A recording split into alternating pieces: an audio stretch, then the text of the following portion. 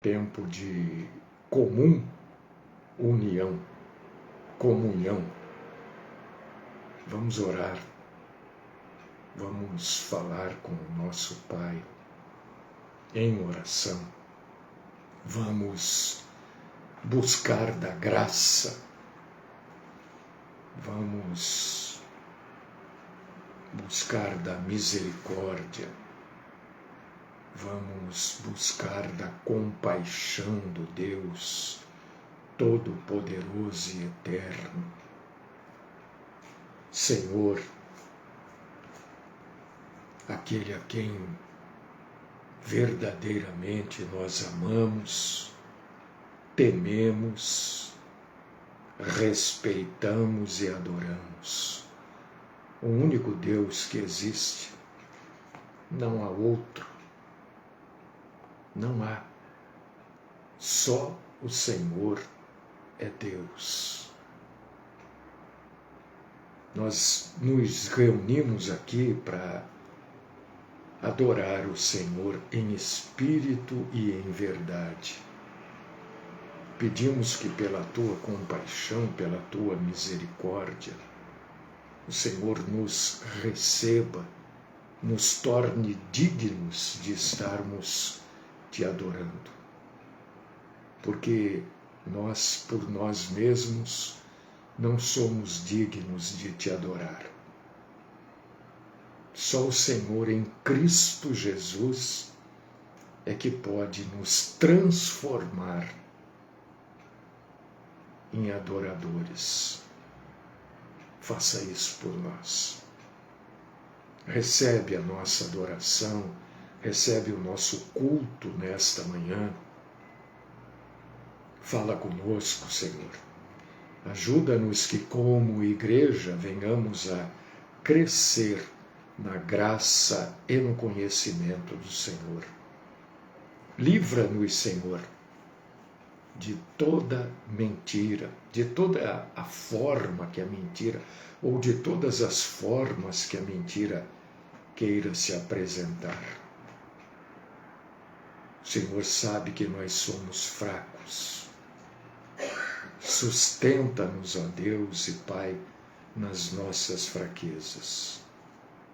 Esta é a oração que eu apresento a Ti, Deus Todo-Poderoso, e o faço no santíssimo nome daquele a quem aguardamos vir buscar a igreja, Jesus Cristo.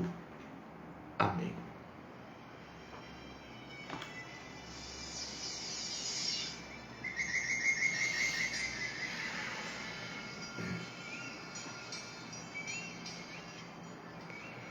Vamos lá iniciar o nosso culto desta sexta-feira e alertando os irmãos que obviamente se informam, né? Alertando que tudo isso que está acontecendo, que vai acontecer, é inevitável que determinadas coisas aconteçam, inevitável. E elas irão acontecer para que outros eventos possam ocorrer também, né? Então eu creio que está todo mundo aí acompanhando. Países, inclusive o Brasil, sendo favorável à criação de um Estado palestino. Está todo mundo acompanhando isso. França, Canadá, Reino Unido, países da América do Sul, inclusive o Brasil. Então essas coisas, irmãos, eu quero dizer para todos que tem coisas que são inevitáveis. São inevitáveis. Ah, mas estão presenteando os terroristas, mas são inevitáveis. Porque quando a gente lê o livro do Apocalipse, quando a gente lê sobre Gog e Magog, a gente vai ver que essas coisas e outras tantas irão acontecer, não tem como isso ser impedido, porque isso tudo é como se fosse um grande funil. E este funil tem a sua parte apontada, a sua parte fininha, né? Um funil apontada para a grande batalha do Armagedon. Então essas coisas vão. Eu estou só falando isso porque, né? Não pense que Deus está alheio a tudo isso. Não. Deus está acompanhando essas coisas e vamos ficar firme na bendita esperança que a gente falou esta semana aqui, né? Acho que foi segunda-feira. Falamos de tantas coisas esta semana. Semana que vem tem mais. Semana que vem tem mais.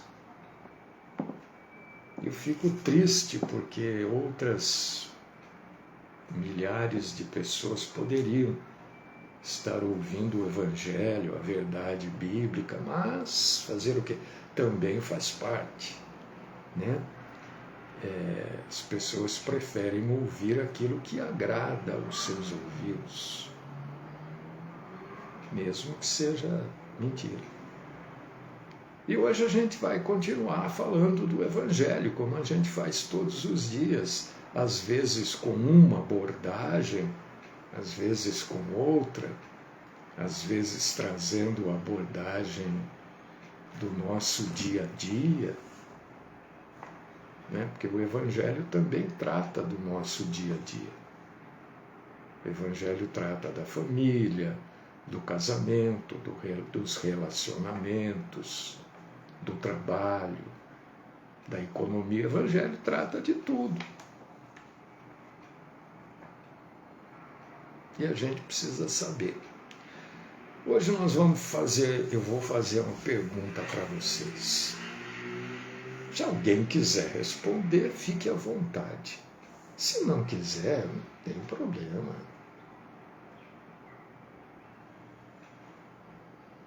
O que eu vou falar é independente de alguém responder ou não. A pergunta é a seguinte: você tem certeza que você vai para o céu quando você morrer? Ou, vou ampliar um pouco a pergunta, se acontecer o arrebatamento hoje, você será arrebatado? Eu tenho certeza que eu vou para o céu.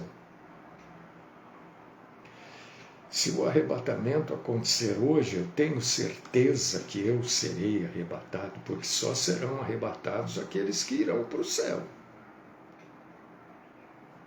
E só serão ressuscitados aqueles que já estão no céu. Então, precisa ter certeza. Você tem certeza? Da onde vem essa certeza? O que inspira em você a convicção de que, vou falar de nós, né? Que nós temos a vida eterna. Da onde vem a certeza de que, se eu morrer, eu vou para o céu?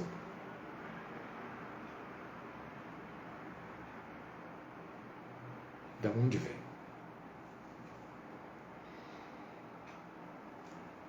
Eu quero dizer para você, irmão e irmã em Cristo, que o Deus Pai, Ele quer que você, que eu, que nós tenhamos esta certeza. Ele quer. Nós temos que ter esta certeza. Obrigado, Edgar, pela resposta.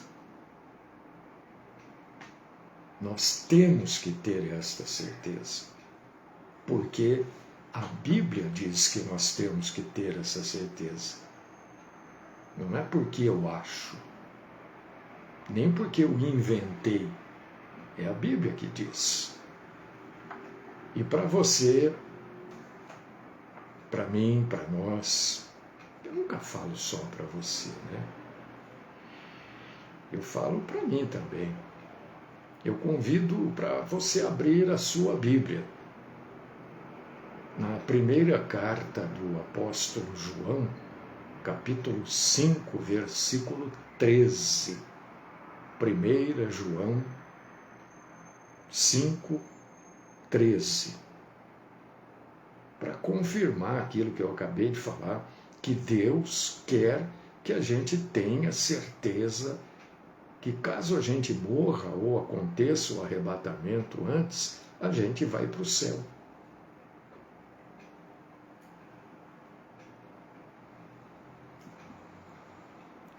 Olha o que está escrito aí em 1 João 5,13. Estas coisas vos escrevi a fim de saberdes que tendes a vida eterna. Tem que ter certeza. Vamos supor que você esteja, ou eu, na frente de Deus. Neste exato momento nós estamos aqui, na frente de Deus agora. É só um cenário, só para a gente entender bem essa questão. Estamos aqui agora na frente de Deus. E aí Deus pergunta assim para a gente: por que eu deixaria você entrar aqui no céu? Ele perguntou. O que nós vamos responder para ele?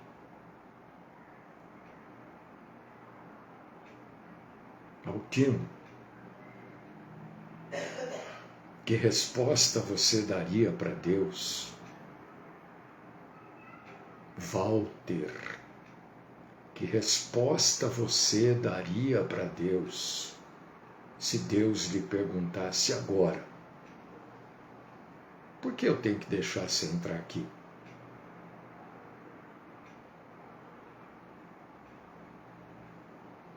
Talvez você não saiba a resposta,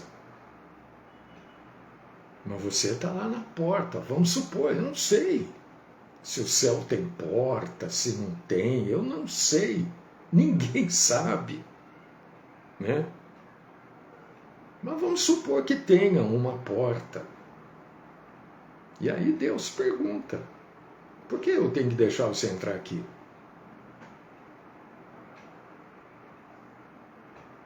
Olha, o que talvez a gente não saiba o que responder para Deus, né? É bem provável. Sei lá, só de estar na presença de Deus, eu acho que, não sei, acho que eu ficaria mudo, né? Sei lá. Mas o que a gente precisa mesmo saber não é qual a resposta. Isso é provocação minha para você. O que a gente precisa mesmo saber nessa questão de ir ou não para o céu? Bom, Edgar, boa resposta. Boa, Marília, boa resposta. Muito bem. O que a gente precisa saber é exatamente isso. É que Deus nos ama. Deus nos ama. Com todo o pecado, com toda a fraqueza, com tudo.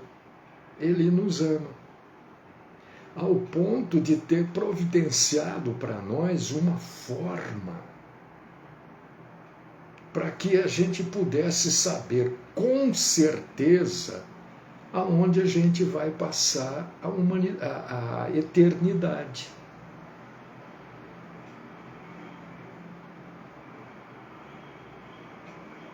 É a resposta que o Edgar deu, que a Marília deu, né? Deus providenciou isso para nós.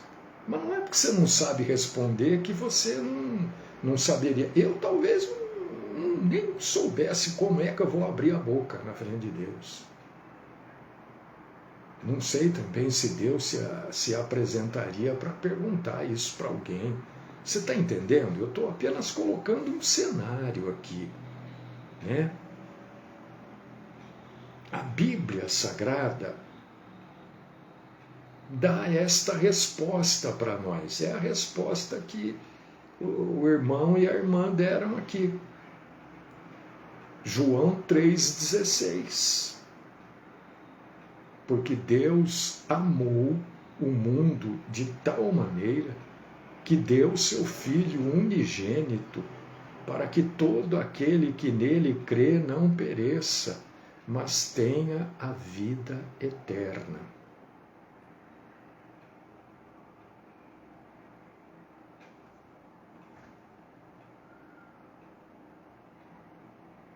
Está aqui, ó. Jesus Cristo é a resposta. Se nós temos Jesus como Senhor e Salvador das nossas vidas, pronto.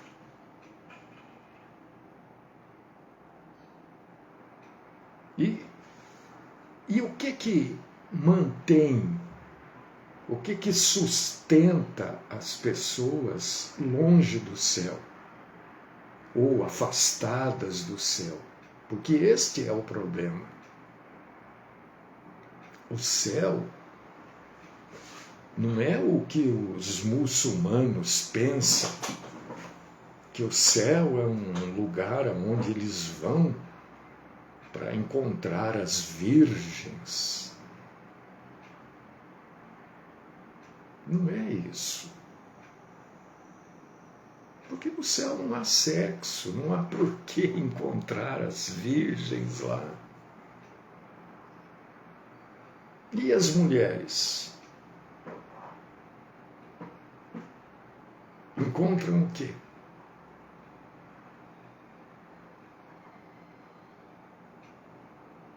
O que impede a gente de ir para o céu, de ter porque ir para o céu, na verdade, é ter um relacionamento com Deus. Isso é ir trocando em miúdos isso que a gente está falando. O que é ir para o céu? É ter um relacionamento com Deus. E o que nos impede de ter esse bom relacionamento com Deus é o pecado. Porque nós somos pecadores por natureza. A natureza humana é uma natureza pecadora. A gente precisa começar a ver isso, entender isso. Porque o mundo vai de mal a pior, né? O mundo vai rolando ladeira abaixo, né? E se a gente não tiver esse entendimento, a gente vai ficar seguindo o que o A fala, o que o B fala. Então a gente precisa começar a entender, o mundo é formado por pessoas, não importa se o sujeito é autoridade, se ele é menino, não importa nada dessas coisas. Aos olhos de Deus, nós somos o quê? Pecadores. Ah, mas ele é uma autoridade. Aos olhos de Deus, ele é um pecador. Porque todo ser humano, por natureza e por escolha, é pecador. E isso está escrito na Bíblia, viu? Não sou eu que estou mexendo com palavras aqui. Abre sua Bíblia aí, Romanos 3, 23. Aos Romanos, capítulo 3, versículo 23. Todos pecaram e carecem da glória de Deus. Todo mundo peca. O Putin peca. O Netanyahu peca.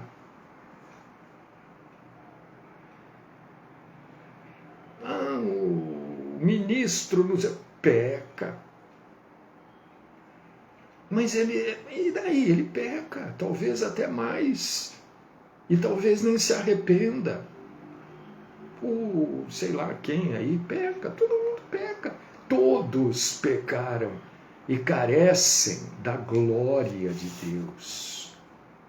Nem que for uma fagulha, uma faísca da glória de Deus.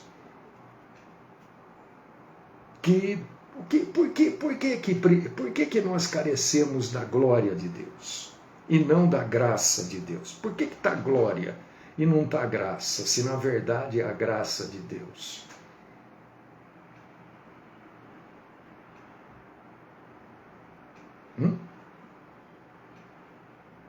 Porque uma fagulha, uma faísquinha, um tico-tico, uma coisinha de nada da luz da glória de Deus nos dá entendimento de que nós somos pecadores. Porque às vezes que aqui está a glória.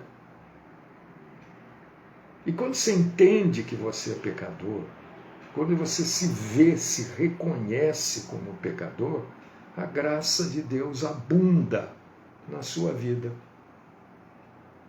A gente não pode salvar a nós mesmos. Nenhum ser humano pode salvar a si próprio nem a outro.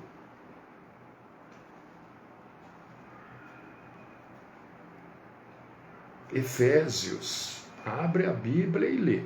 Senão o Mário está me empurrando um monte de coisa e não estou empurrando nada. Eu estou falando o que está escrito na Bíblia.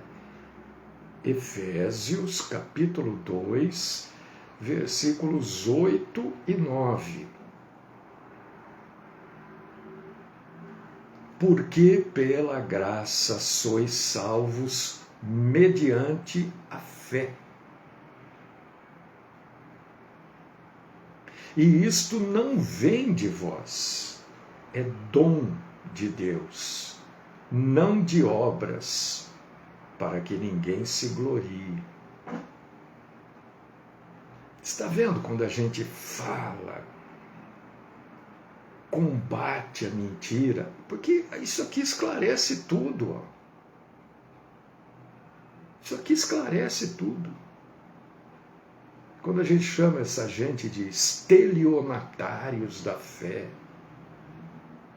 é porque isso aqui esclarece, ó. É pela graça. Isso é dom de Deus, não é de obra. Senão quem tinha mais, quem tem mais, faria mais e ia para o céu. Quem tem pouco, faria pouco e não iria para o céu.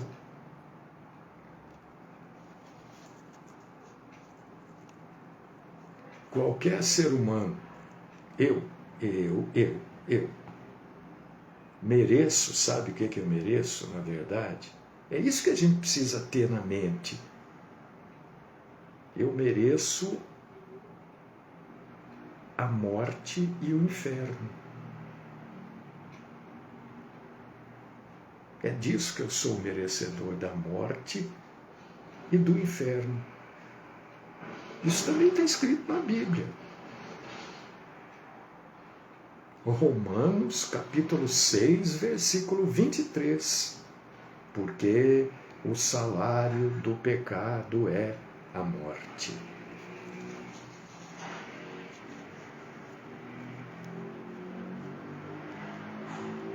E Deus,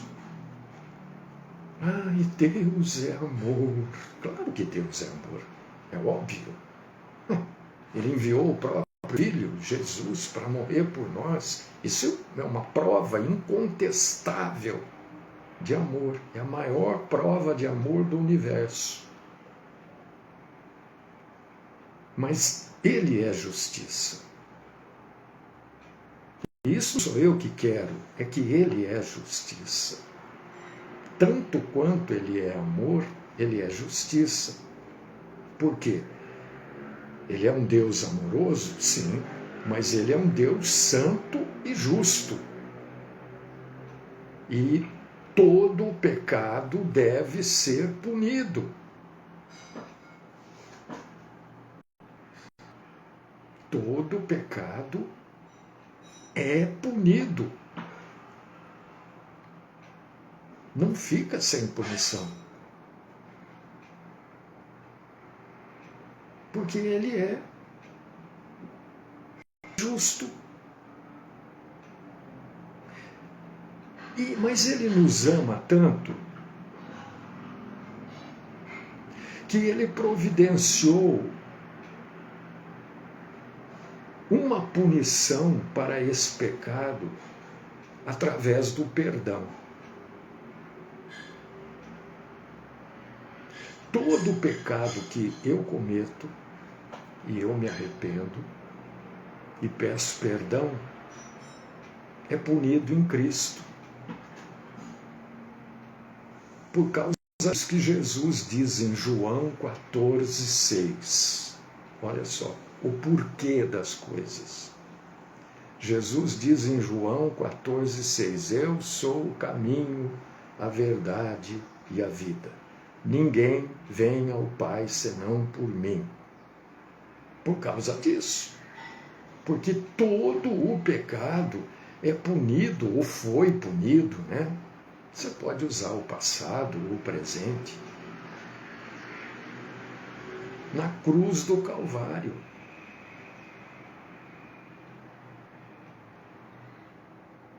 Porque Cristo morreu uma única vez pelos pecados. O justo, o que quer dizer isso? Aquele que nunca pecou, morreu pelos pecadores, pelos injustos. Para quê? Para nos conduzir a Deus. É a justiça de Deus. Lembra quando eu falo? Eu vejo essas pessoas pedindo misericórdia. Né? Misericórdia, as pessoas usam isso como se fosse uma expressão qualquer, né? Ou eu quero justiça.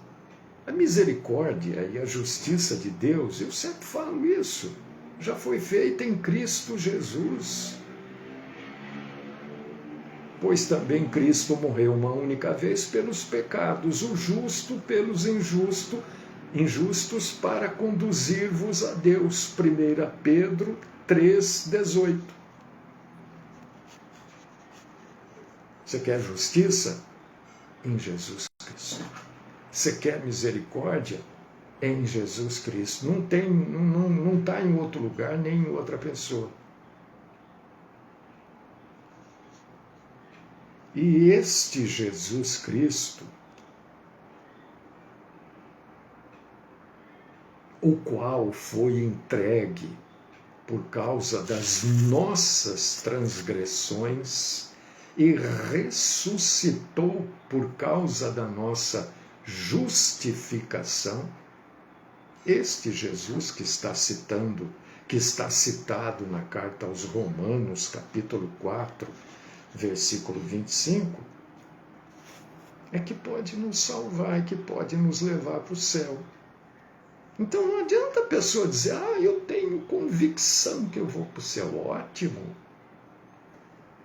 Através de quem? São Benedito? O profeta não sei o quê? O Deus não sei o que lá? Não é isso que a Bíblia diz. Então a gente volta aqui agora àquela questão que eu coloquei na abertura da explanação da palavra. Como eu posso ter certeza de que eu vou para o céu quando eu morrer ou que eu serei arrebatado? Como é que eu posso ter certeza? O que me dá essa certeza? Abre sua Bíblia. Atos 16, 31.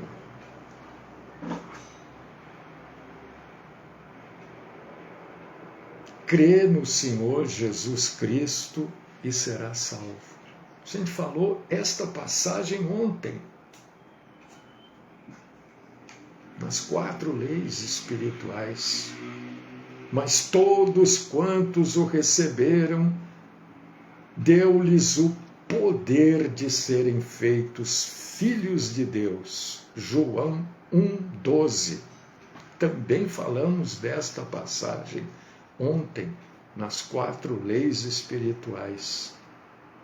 Quando a gente crê que é através de Jesus que nós somos salvos, a gente pode receber a vida eterna gratuitamente. Não precisa pagar, não precisa dar dízimo, não precisa fazer oferta, não precisa ajudar o programa, não precisa nada. É gratuito. A nossa salvação não depende de nada que a gente venha fazer, a não ser crer em Jesus Cristo. Romanos capítulo 6, versículo 23. Essas coisas que as pessoas deveriam ouvir, saber, entender. Não é que é proibido, nada, não. Mas não é obrigado.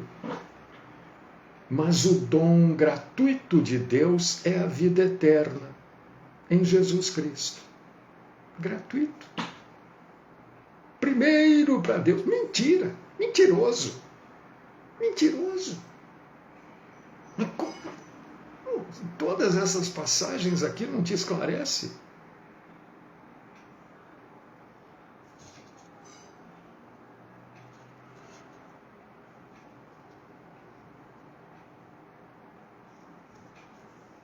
Você pode ter uma vida com muitos problemas, muitas dificuldades, muitos embates diários, que eu acho que todos nós temos. Todo mundo tem. Às vezes a gente acorda bem, né, alegre, feliz, aí já vem a pessoa, ou qualquer pessoa, uma pessoa mais próxima, um vizinho, sei lá quem, um telefonema, uma mensagem, um e-mail, e já rouba a nossa alegria. Não é? Não é assim? A pessoa fala alguma coisa ou insiste falando aquilo, parece que está esperando você se irritar com aquilo e você fica quieto. Isso acontece todo dia. A gente ora antes de levantar e diz: Senhor, eu entrego este dia. Eu recebo, né, de primos, de irmãs, aqueles cartõezinhos assim no WhatsApp, né, falando de... É bom, é legal, é bacana. Mas já vem um caso, uma situação para derrubar a gente, não é? Aí, isso acontece toda hora. Aí a gente se lembra de João 10,10, não é, Elis? Eu vim para que tenham vida e a tenham em abundância. É em. Se na sua Bíblia está com, está errado. Alguém manipulou isso daí. É em abundância. Porque não importa essas coisas, na verdade. O que importa mesmo é que nós temos a vida eterna. Isso é ser cristão. É colocar a importância máxima naquilo que tem a máxima importância. Porque isso que fizeram, isso que falaram, a situação que você está passando hoje, aquela pessoa que fica martelando aquilo em você, querendo que você exploda, que você responda, daqui 10 anos, o que vai representar isso na sua vida? Nada. Nada. Ou você já foi, ou a pessoa já foi. Então a vida em abundância é uma vida em Cristo. Não é com bens materiais, com coisas materiais. Quem diz com abundância está enganando você. Ah, mas na minha Bíblia está com abundância. Pois muito bem, eu assumo. Pode riscar lá o com e colocar em.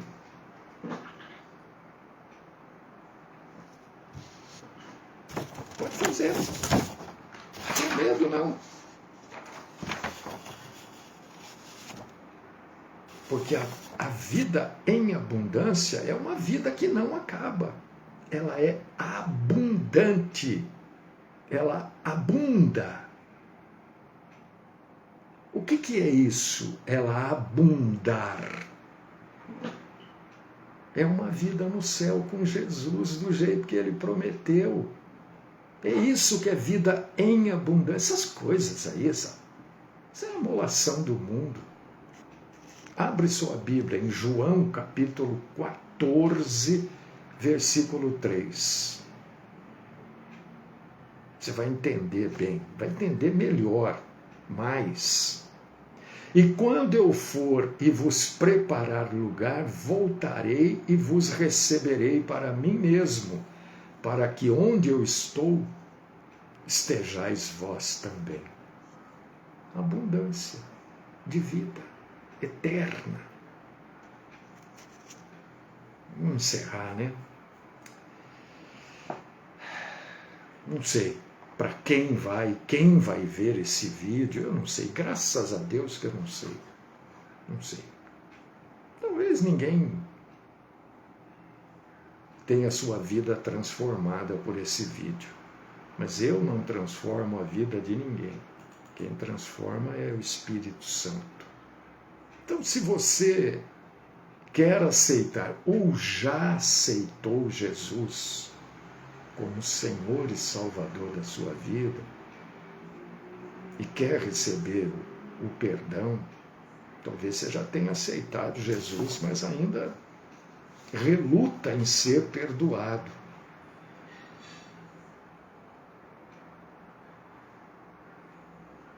Não vou indicar para você fazer esta ou aquela oração, porque não é o que a gente fala, né? A oração é simplesmente uma forma da gente expressar a Deus a nossa fé nele e agradecer por ele providenciar o perdão. Senhor Deus, Pai Todo-Poderoso, eu sei que eu pequei contra ti e eu mereço punição, mereço a morte. Mas eu sei também que Jesus Cristo tomou sobre si toda a punição que eu mereço. E sei também que através da fé nele, Jesus Cristo, eu posso ser perdoado. Eu me volto contra o meu pecado e ponho a minha confiança em ti para a minha salvação. Grato por tua graça e pelo perdão maravilhoso. Grato, Senhor. Amém.